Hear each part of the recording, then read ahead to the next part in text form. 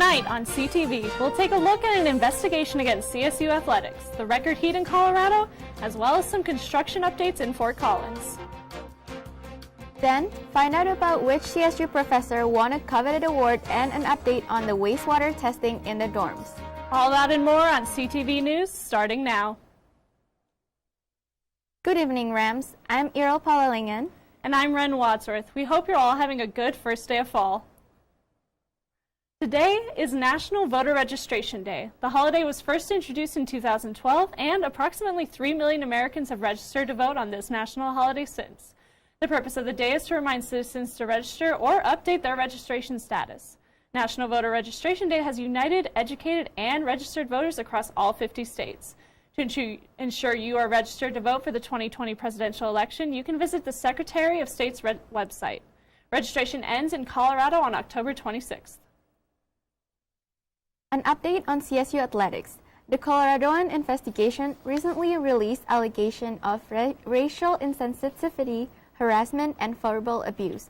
More than 20 current and former Colorado State football players claim that they have witnessed instances of racial insensitivity and abuse behavior within the department.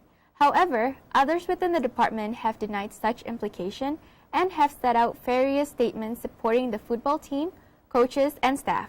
Although there is no official date for the termination of the investigation, it is expected to come to an end sometime in September. Students at Colorado State University may not be familiar with the part of the school that is nestled in the mountains, but Larimer County firefighters may soon call it home.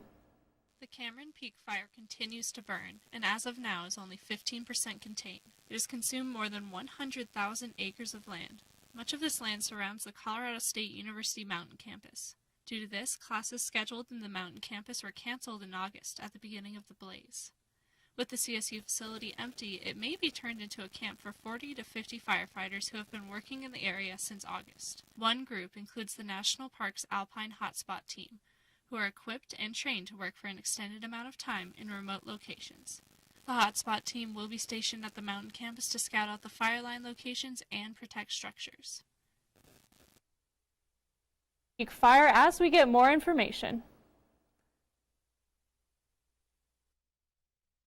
Animal science professor Dr. Grandin was recently awarded for being one of the top 10 college professors in the United States. Dr. Grandin is recognized for her work on autism and animal behavior. She has been featured on the Times list of the most influential people in the world. Amongst Dr. Grandin's achievements, she has also designed a way for handling livestock, which is used by many companies around the world. Some closures are coming to Fort Collins, and if you drive a motor vehicle, you may need to make new parking plans. For 3 days, Old Main Drive will be closed. The street will close from September 21st till September 23rd to replace valves and a water line. Additionally, coming a little closer to home, University Avenue that sits between College Ave and Mason Street will be closed September 21st till October 2nd. Parking lot 440 will also be closed the same dates as University Avenue. We'll keep you updated on more construction and road closures that may impact you as they come. What started off as a simple question, where does this virus have the potential to continue spreading, resulted in CSU wastewater testing. Associate Professor Susan DeLong, whose background is in environmental samples, explains how the project started as early as June. The samples started with 17 composite pumps placed around campus, taking 85 milliliter samples of wastewater every 15 minutes. Results can take as little as 24 hours. One positive droplet could result in the finding of someone with the COVID in the specific residence hall.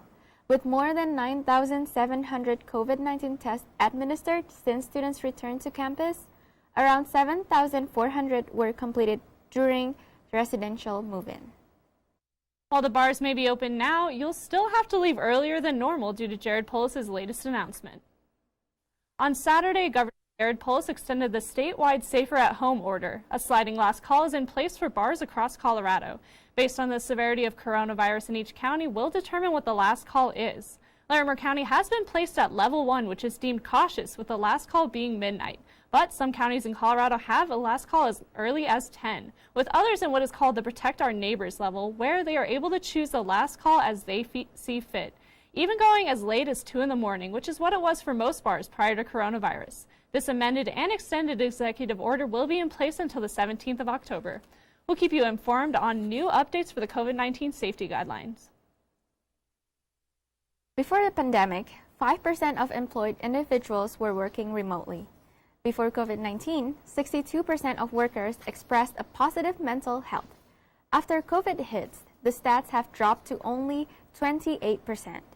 Most workers within the Aurora and Denver area are experiencing burnout in current remote working environment.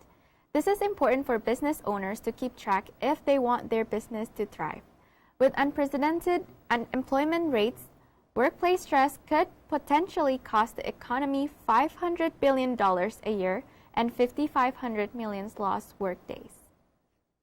Is it just hot in here, or is it me? Hot. Well, IRL, you might have been sweating the last couple of days in Colorado, but you're not the only one. On Saturday, we hit 90 degrees, making an all-time record of the most 90 degrees in a single year. Saturday marked the 74th 90-degree day in 2020, and the past record was 73 back in 2012. All of this comes after the first day of snow of the season just a couple weeks ago. If you want to know whether this heat stroke is going to last or if you can expect something new, make sure you tune in for Weather with Cam. Food services here on campus have now teamed up with RemRite. That's right, students can expect mobile food pantry services coming soon. Due to the nature of the pandemic, RemRite is a new method implemented to help aid in new redistribution method. Mobile food pantry will be able to help students, faculty, and staff get home. RemRite will be departing from the Lori Student Center around 2 p.m. and provide rides to a maximum of 27 people. Rides will be provided on a first-come, first-served basis. As the semester progresses, students can expect to see these services expand. For more information regarding food services and COVID regulation, please visit REM's Against Hunger website. Not just the name of our stadium anymore, Canvas is making a plan to continue to offer classes to students and employees at Colorado State University. In partnership with the CSU Alumni Association, the Colorado State University community can once again access financial education classes through Canvas Credit Union. The classes will be offered online only, and the webinars will cover topics such as home buying and credit scores. Canvas will additionally offer community events such as a shred day for your important documents, a blood drive, and even addressing the changing world of banking and saving during COVID-19.